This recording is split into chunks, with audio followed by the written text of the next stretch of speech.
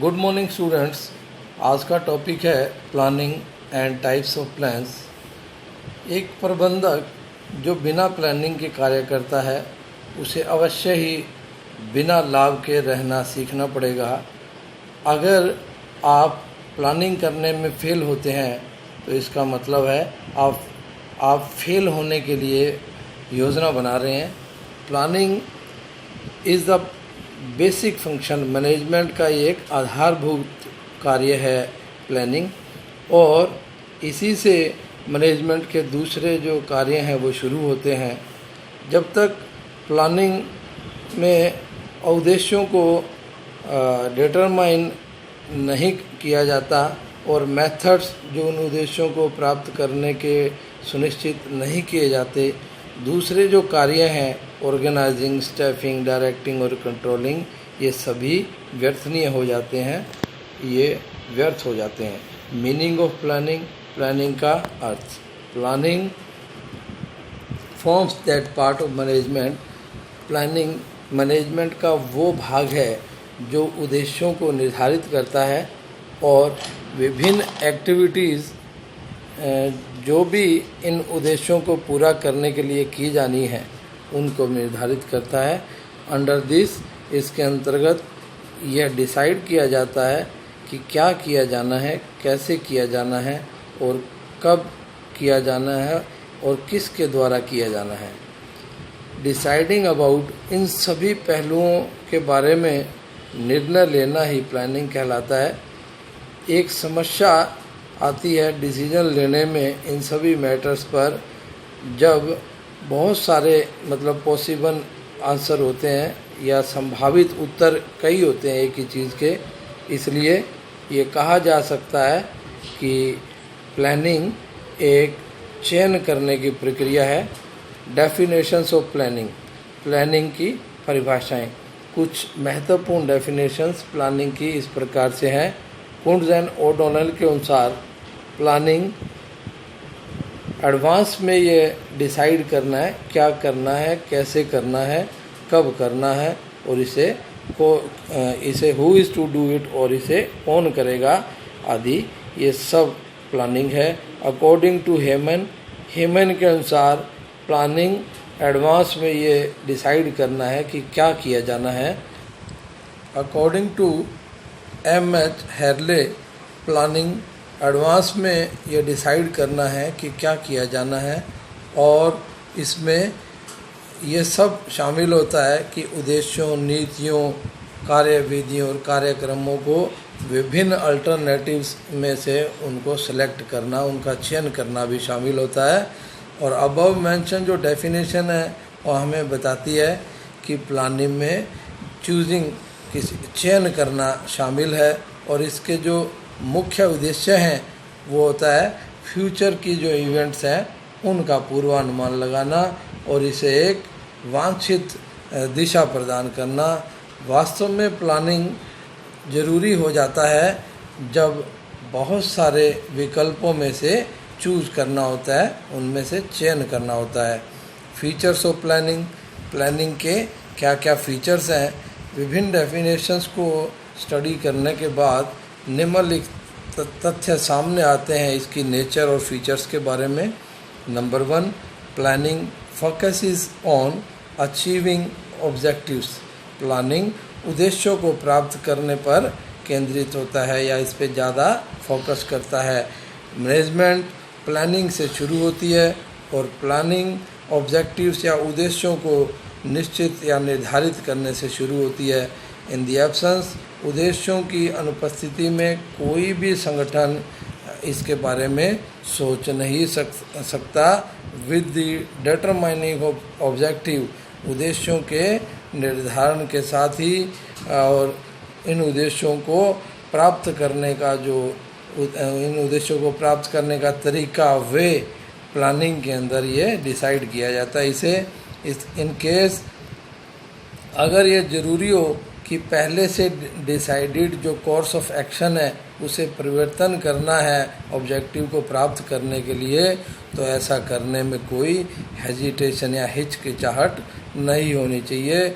इसलिए ये स्पष्ट है कि प्लानिंग उद्देश्यों को प्राप्त करने में हेल्पफुल यानी सहायक है। उदाहरण के लिए एक कंपनी एक वार्षिक बिक्री 12 करोड़ प्राप्त करने के लिए डिसाइड करती है, ये निर्णय करती है। आफ्टर डिसाइडिंग अपॉन दिस, ये उद्देश्य डिसाइड करने के बाद, ये निर्णय लेने के बाद planning to achieve this objective immediately, इसे प्राप्त करने के लिए प्लानिंग की जाती है ताकि ये कार्य पूर्ण हो सके। It was thought to achieve this objective, ये सोचा गया था इस उद्देश्य को प्राप्त करने के लिए कि न्यूज़पेपर में एडवर्टाइजमेंट देने के लिए सोचा गया था। आफ्टर सम टाइम, कुछ समय बाद ये सामने आया, इस बात का पता चला कि जो एडवर्टाइजमेंट का जो माध्यम है वो इस टारगेट को पूरा करने में अक्षम है या इसके लिए पर्याप्त नहीं है। ऐसी स्थिति में एडवर्टाइजमेंट का ये माध्यम है, इसे बदला जा सकता है और इसे न्यूज़पेपर से टेलीविज़न को बदला जा सकता है या टेलीविज़न में बदला जा सकता है। इन दिस वे, इस तरीके से प्रत्येक संभावित परिवर्तन प्लानिंग के थ्रू किया जाता है ताकि उद्देश्यों को प्राप्त किया जा सके। Point number 2, planning is primary function of management, यह मैनेजमेंट का प्राथमिक कार्य है। प्लानिंग पहला महत्वपूर्ण कार्य है मैनेजमेंट का।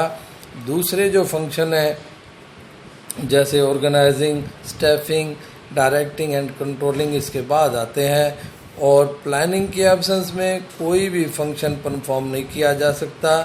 ये दूसरे फंक्शंस, दूसरे कार्यों का बेस या आधार है।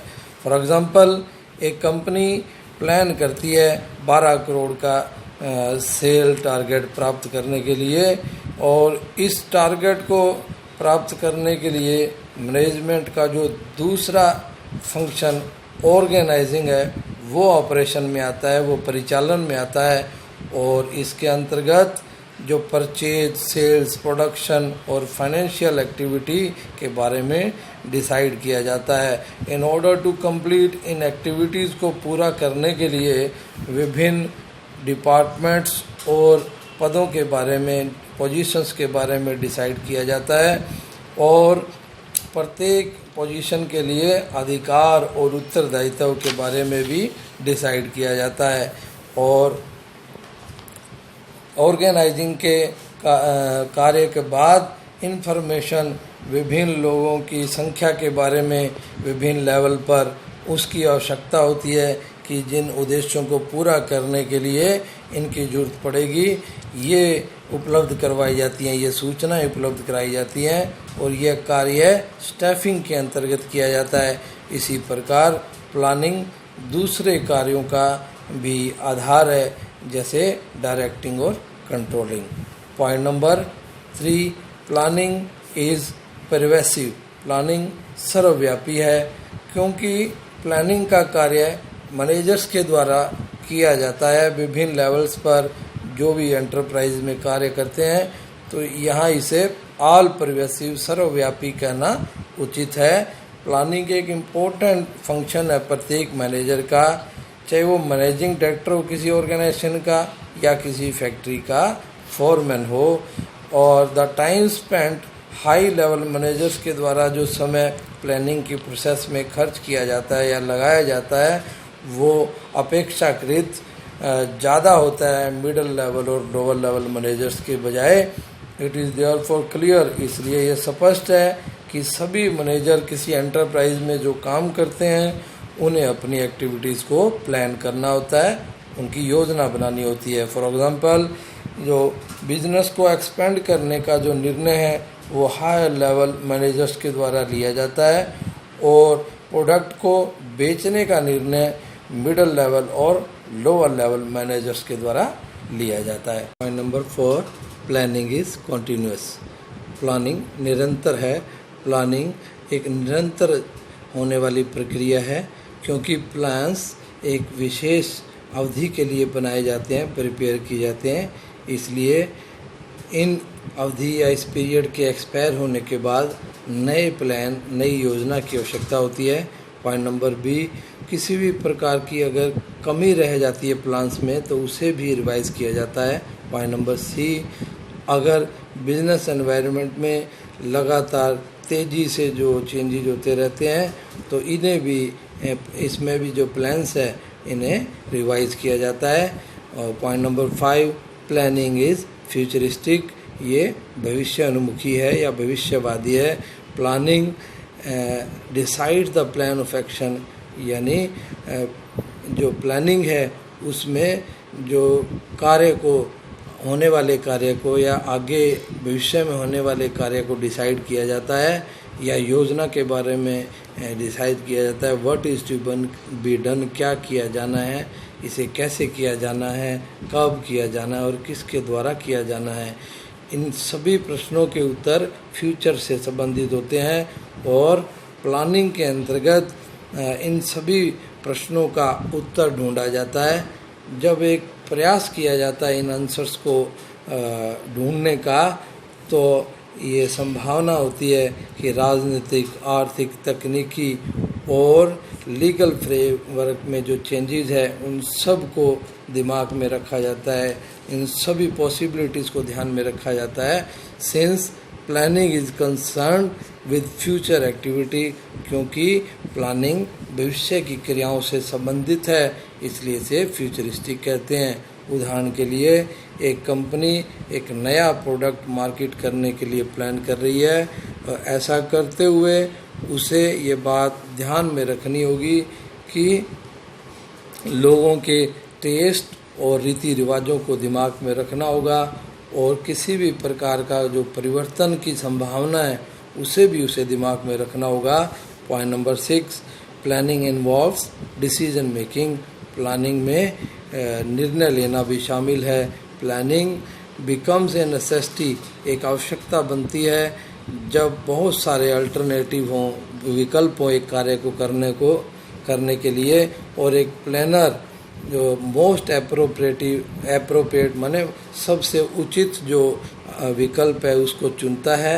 इसलिए ये कहा जा सकता है कि प्लानिंग बेस्ट चुनने की प्रक्रिया है और इनएप्रोप्रिएट माने अनुचित को रिजेक्ट करने की प्रक्रिया है। इसलिए ये देखा गया है कि प्लानिंग के अंदर डिसीजन मेकिंग भी इन्वॉल्व होती है, शामिल होती है। फॉर एग्जांपल, मिस्टर एंथनी एक टाउन में रहते हैं जहां केवल कॉमर्स स्ट्रीम स्कूल में पढ़ाई जाती है।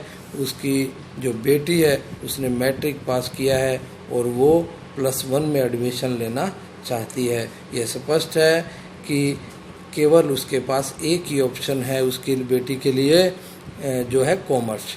She does not have to think और प्लान एनीथिंग, उसे अन्य कुछ और सोचना या प्लान करना नहीं होगा। और दूसरी तरफ अगर तीनों faculties art, science and commerce उस स्कूल के अंदर उपलब्ध होती तो she would have to definitely think, उसे निश्चित रूप से सोचना पड़ता और प्लान करना पड़ता स्टडी के विषय के बारे में। It would have be nothing but decision making in this case, इस केस में और कुछ भी नहीं, यह निर्णय लेना ही होता। Point number 7, planning is a mental exercise, यह एक मानसिक अभ्यास भी है। प्लानिंग को एक मेंटल एक्सरसाइज के रूप में जाना जाता है क्योंकि यह कुछ करने से पहले सोचने से संबंधित है और एक प्लानर को मेनली निम्नलिखित प्रश्नों के बारे में सोचना होता है। व्हाट टू डू, क्या करना है, कैसे करना है, कब करना है और किसके द्वारा करना है